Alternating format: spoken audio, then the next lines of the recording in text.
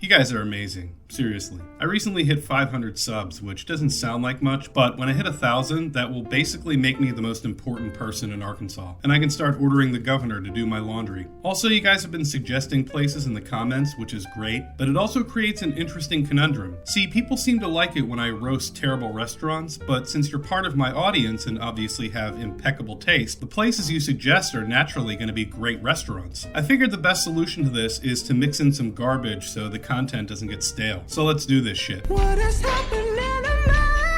I don't wanna live. Central Baptist College is not a restaurant. It's a college, idiot. But technically I paid money to eat there, so it counts. Actually, that would be true if I used a vending machine at a laundromat, so maybe that's not a good definition. But I already started writing this review, so let's see how it plays out. So I went out for a run on my lunch break last week, and it dawned on me that I didn't have anything to eat at home. My run took me around the CBC campus, which is beautiful, by the way, and I saw some students coming out of a building holding carryout boxes. I went in, and sure enough, they had a cafeteria. I asked the cashier if I could get lunch there, and she said, "Oh, sure, we're open to the public." So I paid $10, and she handed me a box for the lunch buffet. Unfortunately, it seemed as though most of lunch was already gone and or packed away. All that was on the buffet were some gross turkey burgers covered in marinara sauce and cheese, which seemed disgusting. They had a sandwich bar, but that was also packed up. The only other thing they had was a big bowl of chicken tenders and fries, so that's what I went with. As I put some tendies in the box, it dawned on me that I just paid $10 and some chicken tenders. So I started cramming as many of them as I could fit into that container, so I could at least get a couple meals out of them. Then I left, and it was at this point that it dawned on me. A sweaty man in his 40s wearing a Pokemon t-shirt and gym shorts just came in, grabbed as many chicken tenders as his chunky little ass could carry,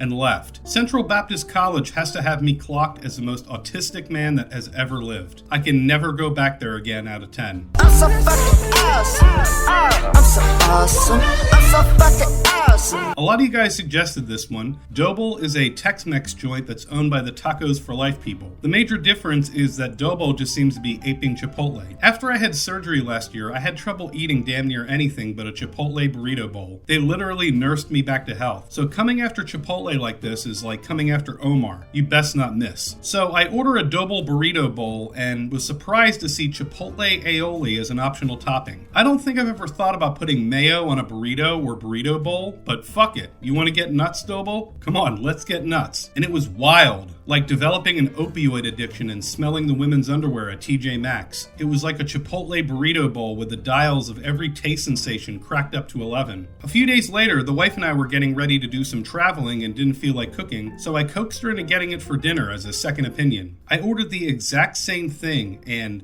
what the fuck? After eating it, it felt like we had scorpions eating away at our insides. I've never had issues with heartburn or indigestion, but I think that's what I had because I couldn't sleep and kept vomit burping sulfuric acid. Trying to sleep after eating Doble was like detoxing from an opioid addiction after you got fired by TJ Maxx. I don't even know how to rate this. I mean, how would you rate an auto mechanic if he fixed your car the first time you saw him, but the second time he stole it and took it to Mexico and left it there? I guess once the shock is worn off, I'll get it for a third time and provide an update. 5 out of 10? What is happening to me? I don't wanna live.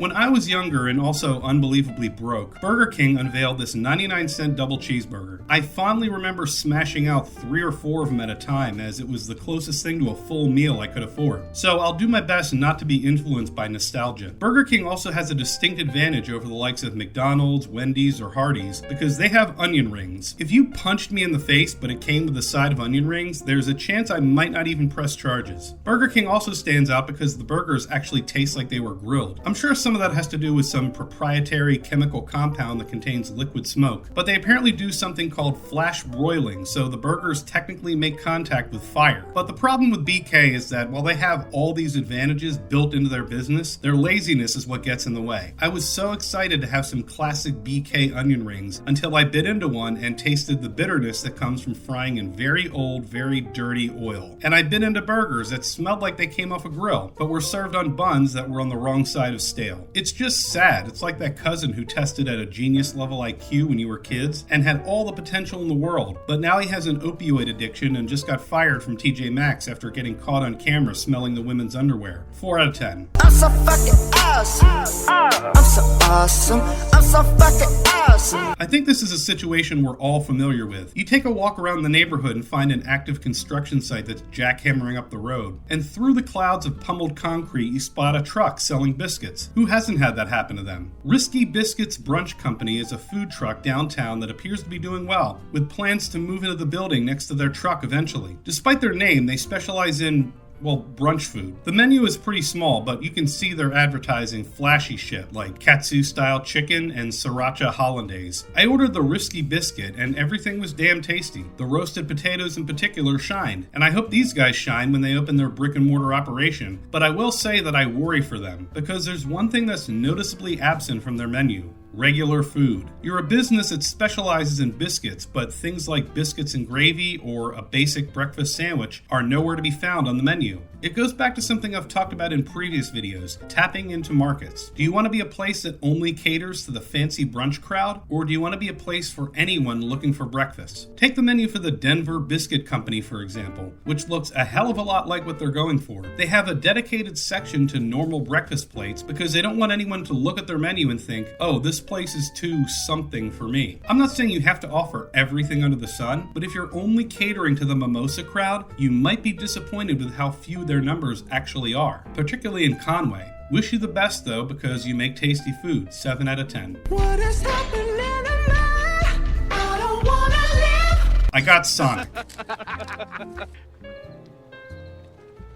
What'd you want to do that for, mister? Fuck, I don't know why. Sonic is less a fast food chain and more of an experience. Sonic has items in their menu that feel like they should be illegal. You can get a drink that's mostly sugar and they'll add nerds to it. Like, fuck it. You'll be dead soon, may as well just do this as well. So I got a combo that consisted of a garlic butter bacon cheeseburger, which fucking hell, what a start that is. Jalapeno cheddar poppers and a peach slush. The slush machine was broken, which, hey, aren't we all? So I pivoted to the classic cherry limeade. I tried one of the jalapeno cheddar poppers and, not gonna lie, it was pretty good, but also bad, but also good. From there, things went downhill pretty damn fast. The burger was garlicky, and that's the end of nice things I can say about it. It didn't taste like it was worth the damage it was doing to my body, if that makes sense. The cherry limeade was pretty tasty until I got to my third sip and there was nothing there. This cup was 85% ice. What the fuck? Drinks are the only reason I can think of to go to Sonic, so this is an absolute disaster of a showing from them. 4 out of 10. I'm so fucking awesome. I'm so awesome. I'm so fucking awesome. I want to get serious for a moment. In fact, this might be the most serious review I ever do. I went to Taj Mahal, an Indian restaurant, and now I'm going to tell you two things that are 100% no bullshit true, no matter how nonsensical it sounds. 1, I have never liked and in fact always hated Indian food. And 2, this was one of the best meals I've had in Conway. I know that sounds like nonsense, but look at this. When I make these reviews, I grab photos from Yelp or TripAdvisor or some shit because I'm not going to be one of those fucking weirdos who takes pictures of their dinner. But for this, I made an exception. To give this review the breadth it deserves, let me back up and tell you my entire life story. See, I grew up in Lancaster, Pennsylvania. Now, when most people think of Lancaster, they typically think of Amish people, but there's actually a pretty diverse inner city. My father had this tiny office between two neighborhoods that were predominantly Puerto Rican and Jamaican. Puerto Rican food is amazing. Rice and beans, Puerto Rican steak, adobo, simple, clean, bright. Jamaican food was disgusting. It's everything Puerto Rican food isn't. A ton of spices that punch you in the face like it's trying to hide something from you. Later in my teens, I got a job at this tiny little shop in a strip mall next to a Little Caesars. On the other side of the Little Caesars was a vacant retail space that was soon bought up and turned into an Indian restaurant. And with the Indian restaurant came the smell. A noticeable odor that I smelled every time I came into work. Curry. After a couple months, the smell completely enveloped the Little Caesars next door. And a month after that, it took over the store where I worked. It was like something out of a horror movie. Nothing could stop it. Nothing could overpower the stench of curry. So to me, the smell was something inescapable and, fair or not, revolting. That was the bias I took with me through life. While people were enjoying curries and butter chicken and tikka masala, I was over here gagging. That's what I brought with me when I visited Taj Mahal. And when we arrived, things hadn't improved. Taj Mahal is located right next to Vincent's Barbecue, so the parking lot was like something out of Guys and Dolls, with the smell of southern barbecue seemingly in a turf war with curry. But determined to review, I persevered. I'm a hero is what I'm telling you. I ordered the tandoori chicken and it was a revelation. I did a video recently where I talked about how different taste sensations like sweet, salty, sour, spicy, and savory work to complement one another. This chicken was a symphony of sour from the yogurt, smoky from the grill, and spicy from the spices. That trio of spicy, sour, smoke was something I'd never experienced, but hot damn was it incredible. I even tried some of the wife's lamb vindaloo, equally amazing. Naan bread, well, I already knew that was good. But here's the kicker. We ordered a second naan bread called Kashmiri. It was coated and stuffed with coconut, spices, and an assortment of dried fruits. The comment I made at the time and have maintained ever since was that I couldn't remember a dessert I've had in a restaurant that was better. And it wasn't even a dessert, just the perfect way to finish an incredible meal. But before I give you a final score, there's one thing I need to make you aware of. Because despite this place being one of the best meals I've had in Conway, and despite going there during the peak dinner hour, it was shockingly dead. So to reiterate, I'm a guy who has hated Indian food his entire life,